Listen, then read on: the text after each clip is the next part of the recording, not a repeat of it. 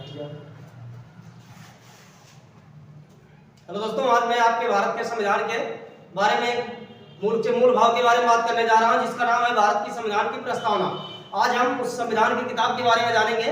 तो आप जानते रहिएगा संविधान किसे कहते हैं। संविधान एक नियमों की किताब है जिसके माध्यम से हमारे देश की सरकार को चलाया जाता है। तो आप जानते रहिए, हम उस संविधान की प्रस्तावना को आज पढ़ेंगे। प्रस्तावना क्या है? तो प्रस्तावना एक मूल भाव है जो कि हमारे संविधान की उद्देशिका कही जाती है। दरअसल इसे प्रस्तुत किया था जो हमारे पंडित जवाहरलाल नेहरू जी हैं, भारत के पहले प्रधानमंत्री। संविधान की प्रस्तावना में इन्होंने प्रस्तुत किया और इसको उद्देशिका कहा था, तभी इसका नाम क्या है? उद्देशिका। जैसे प्रश्न आ जाता है कि संविधान की प्रस्तावना को पीछे पूछा जाता है कि परिचय पत्र किसने कहा है, तो एम.एन. पॉलकीवाला ने एक व्यक्ति थे, उन्होंने कहा है।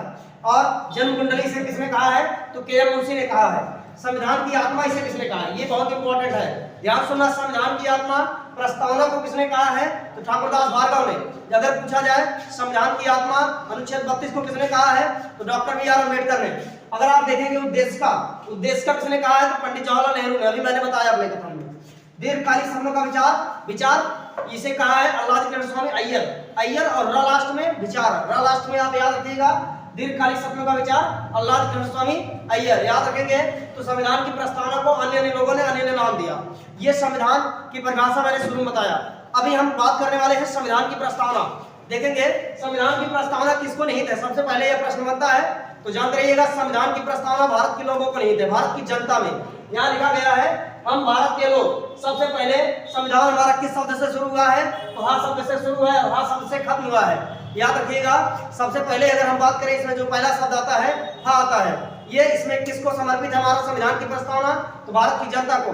इसकी शुरुआत ही हुई है कि हम भारत के लोग भारत को एक संपूर्ण प्रभुत्व संपन्न समाजवादी पद निरपेक्ष लोकतंत्रात्मक गणराज्य बनाने के लिए भारत को समस्त नागरिकों को सामाजिक आर्थिक राजनीतिक न्याय, कितने न्याय की बात करता है? 3 न्याय की बात किया गया है। ये रूस की क्रांति से लिए गए हैं तीनों न्याय। कौन कौन सी? सामाजिक आर्थिक और राजनीतिक न्याय। अगले 5 स्वतंत्रता की बात की गई है। विचार, अभिव्यक्ति, विश्वास, धर्म और उपासना की स्वतंत्रता। 5 स्वतंत्रता कितनी देखेंगे आप? विचार, अभिव्यक्ति, विश्वास, धर्म और उपासना की स्वतंत्रता की बात की गई है। कितनी समता की बात की गई है? 2 समता। कौन कौन सी? प्रतिष्ठा और अवसर की समता की बात। कौन कौन सी देखेंगे आप? प्रतिष्ठा और अवसर की समता की बात की गई है। प्रतिष्ठा और अवसर की समता प्राप्त कराने के लिए तथा, ध्यान सुनिएगा, प्रतिष्ठा और अवसर की समता प्राप्त कराने के लिए तथा उन सब में व्यक्ति की गरिमा और राष्ट्र की एकता और अखंडता को सुनिश्चित करने वाली बंधुता को बढ़ाने के लिए, ध्यान सुनना, बंधुता को बढ़ाने के लिए दृढ़ संकल्प होकर आज हम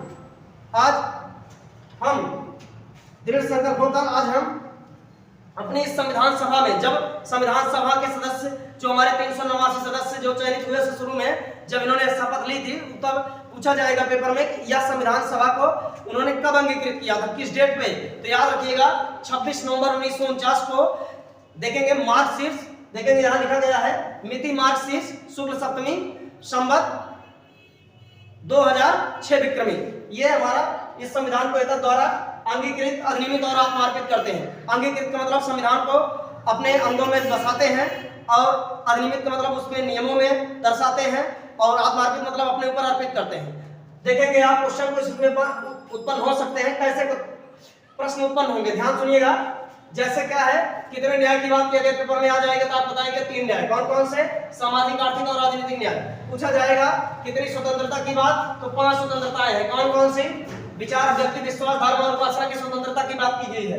जबकि आप देखेंगे कितने समता की बात की गई है, प्रतिष्ठा और अवसर की समता की बात की गई है। व्यक्ति की गरिमा, ध्यान सुनिएगा, व्यक्ति की गरिमा के किस अनुच्छेद में निहित है? तो अनुच्छेद 21 में। इसकी झलक हमें दिखती है। व्यक्ति की गरिमा, जो व्यक्ति की गरिमा की बात किया गया, गरिमामय जीवन, जिसमें व्यक्ति को सोने का अधिकार और उसे साफ पानी पीने का अधिकार, स्वच्छ वातावरण पाने का अधिकार, बहुत सारे अनुच्छेद जो उसे गरिमामय जीवन जीने का अधिकार देते हैं, ये संविधान के अनुच्छेद 21 में निहित है, जिसका हमारे मूल भाव यानी प्रस्तावना में ही निहित कर दिया गया था संविधान बनाते समय, याद रखिएगा। और अखंडता ये एक शब्द है और दूसरा हमारा एक अखंडता शब्द था, दूसरा आप देखेंगे पद निरपेक्ष।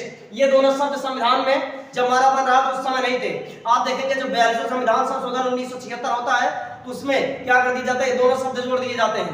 पंथ निरपेक्ष का मतलब यह है कि भारत का कोई राजकीय धर्म नहीं है, जबकि अखंडता का मतलब यह है भारत को एक अखंड भारत बनाना, यानी भारत का अलगाव न होना। ध्यान सुनिएगा, लोकतंत्रात्मक मतलब क्या है? जहां का राजा जनता के द्वारा चुना जाए, जहां का राजा जनता के द्वारा चुना जाए। जबकि गणराज्य का मतलब क्या है? जहां पर राजा वंशानुगत ना हो, मतलब वहां राजा का बेटा राजा नहीं होगा, याद रखिएगा। संपूर्ण प्रभुत्व संपन्न का मतलब क्या है? तुम अपना निर्णय स्वयं लगे। भारत क्या हुआ? जब 26 जनवरी 1949 को जब भारत आप देखेंगे संविधान बनकर तैयार होता है, और 26 जनवरी 1950 को 26 नवंबर 1949 को संविधान बना था, जबकि 26 जनवरी 1950 को संविधान लागू किया गया था। उसी दिन भारत पूरी तरह से गणतंत्र हो गया था। अब गणतंत्र क्या है?